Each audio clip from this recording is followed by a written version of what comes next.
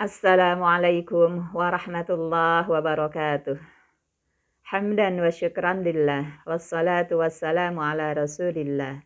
Muhammad bin Abdillah wa ala alihi wa ashabihi wa mawala. La hawla wa la quwata illa billah. Allahumma aftah lana hikmatak. Wa ansur alayna rahmatak. Min khazaini rahmatik. Ya arhamar rahimin. وقال الله تعالى في كتابه الكريم وهو أصدق القائلين أعوذ بالله من الشيطان الرجيم بسم الله الرحمن الرحيم يا أيها الذين آمنوا كتب عليكم الصيام الآية وفي الآية الأخرى إني نذرت للرحمن صوما الآية. Muslimin muslimat rahimani wa rahimakumullah. Selamat menjalankan ibadah puasa di bulan Ramadan. Selamat bercengkrama dengan Ramadan. Syahrul Siyam, Syahrul Qiyam, Syahrul Quran, Syahrul Mubarak. Allah Subhanahu wa Ta'ala telah mewajibkan puasa di bulan Ramadan. Akan tetapi mungkin masih ada yang bertanya-tanya tentang puasa seperti apa yang sesungguhnya dikehendaki oleh Allah Subhanahu wa Ta'ala melalui kewajiban berpuasa kepada kita di bulan Ramadan ini. Kita buka di dalam Al-Quran. Berpuasa menurut redaksi Al-Quran, Allah menyampaikan dengan dua pilihan kata. Yang pertama adalah siyam, sebagaimana tadi saya sampaikan di Quran Surah Al-Baqarah ayat 183. Dan yang kedua adalah saum, sebagaimana disampaikan di Quran Surah Maryam ayat 26.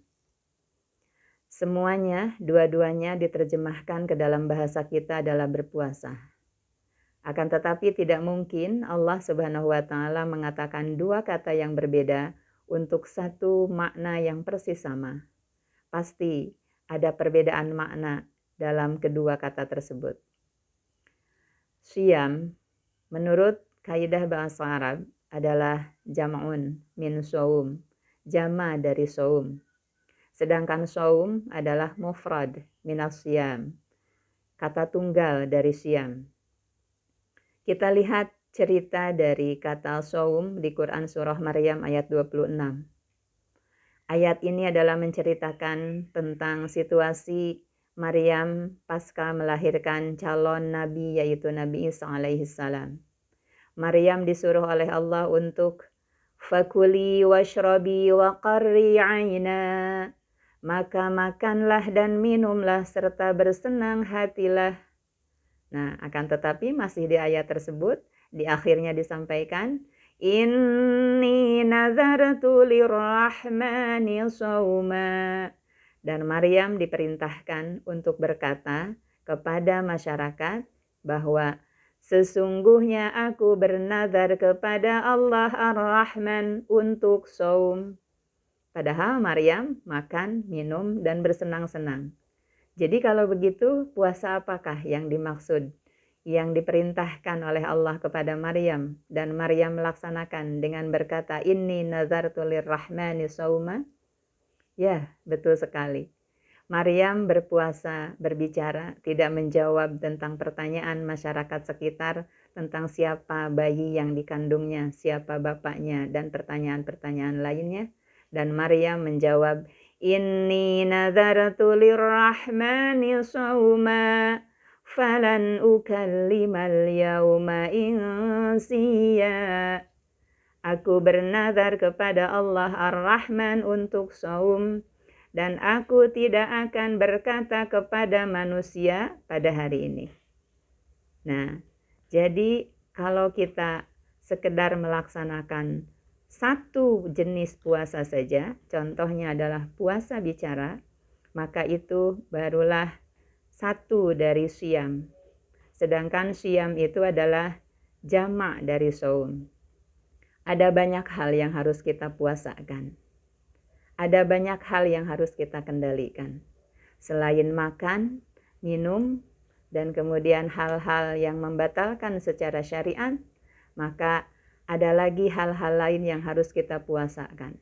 Sehingga kita tidak termasuk ke dalam kelompok orang-orang yang hanya mendapatkan lapar dan dahaga di bulan puasa ini, di bulan Ramadan ini, sebagaimana yang Rasulullah sampaikan, rubba sha'imin hadzuhu min siyamihi al-ju' wal 'atash. Betapa banyak orang yang berpuasa di bulan ini, namun hanya mendapatkan lapar dan dahaga saja. Nah, siapakah itu orang-orang yang hanya mendapatkan lapar dan dahaga saja? Dialah yang hanya berpuasa secara syariat, tapi tidak berpuasa secara thariqah, secara hakikat. Mungkin puasanya syah karena menetapi hal-hal yang seharusnya dipuasakan secara syariat, menghindari hal-hal yang membatalkan puasa, yaitu makan, minum, dan berhubungan intim suami istri di siang hari. Akan tetapi, bagaimana dengan panca inderanya? Mulutnya, hidungnya, matanya, telinganya, kaki dan tangannya. Apakah dipuasakan? Bagaimana dengan hatinya? Bagaimana dengan pikirannya? Sedangkan itulah yang disebut dengan syiyam. Sudah berada di level manakah puasa kita?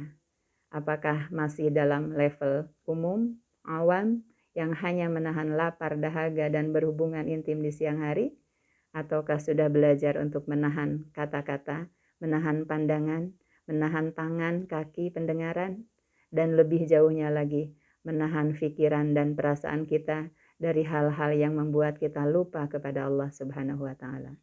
Semoga Allah anugerahkan kekuatan kepada kita untuk mencapai tahapan puasa khawasil khawas, atau setidaknya puasa khawas, setidaknya puasa thariqah di mana panca indera kita dipuasakan.